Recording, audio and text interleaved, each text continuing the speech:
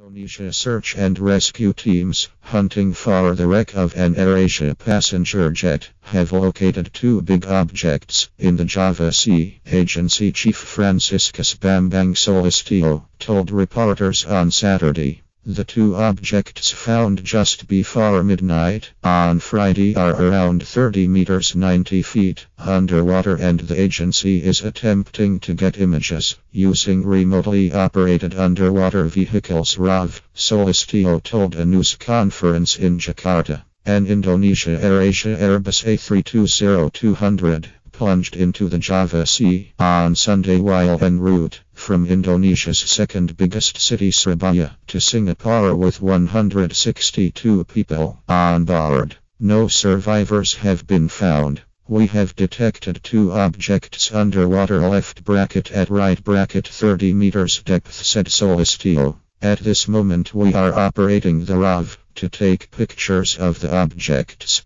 The first object measures 9.4 meters by 4.8 meters by 0.4 meters, 30 feet by 15 feet by 1.3 feet, while the second is 7.2 meters by 0.5 meters, 24 feet by 1.6 feet, he said. Soelistyo said operating RAVs was problematic due to the large waves in the area, but that divers were preparing to search for the objects. An official said 30 bodies had so far been recovered, some still strapped in their seatbelts, along with pieces of the broken-up plane in the Indonesian-led search for Flight QZ8501 that is concentrated on 1,575 square nautical miles of the northern Java Sea. Aircrafts combed the sea and shoreline off Borneo on Saturday for wreckage, hoping to take advantage of a brief break in bad weather that has hampered efforts to find the plane and its black box flight recorders.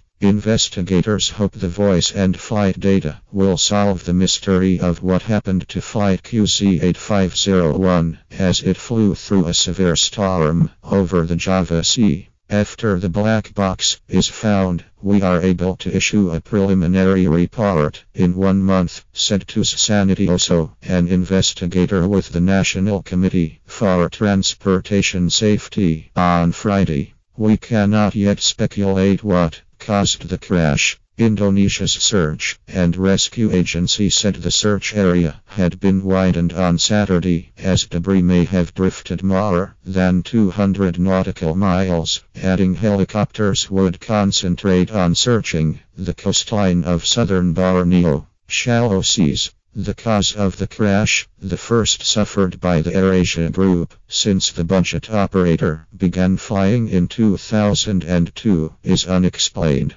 Investigators are working on a theory that the plane stalled as it climbed steeply to avoid a storm about 40 minutes into a flight that should have lasted 2 hours. The plane was flying at 32,000 ft, 9,753 meters, and the pilot had asked to climb to 38,000 ft to avoid bad weather just before contact was lost. When air traffic controllers granted permission to fly at 34,000 ft a few minutes later, they got no response. A source close to the investigation said radar data appeared to show the aircraft made an unbelievably steep climb before it crashed, possibly pushing it beyond the A320's limits. Weather reports. Hadi Mustafa Jraid, a transport ministry official, told reporters on Friday that authorities were investigating the possibility that the pilot did not ask for a weather report from the meteorological agency at the time of takeoff.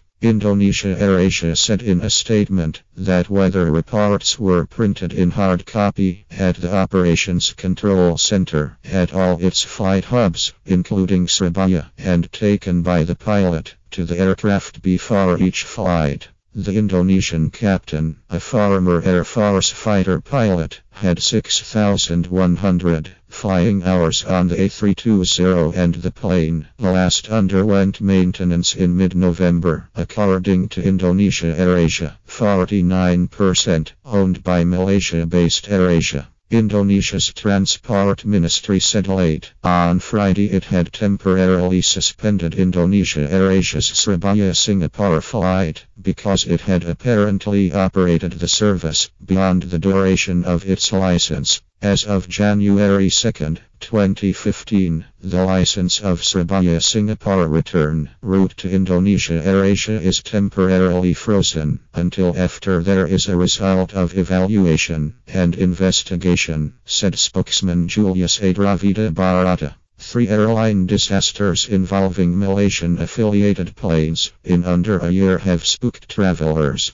Malaysia Airlines flight MH370 disappeared in March en route from Kuala Lumpur to Beijing with 239 passengers and crew and has not been found. On July 17, the same airline's flight MH17 was shot down over Ukraine, killing all 298 people on board. On board flight QZ8501 were 155 Indonesians, 3 South Koreans, and 1 person each from Singapore, Malaysia and Britain. The co-pilot was French.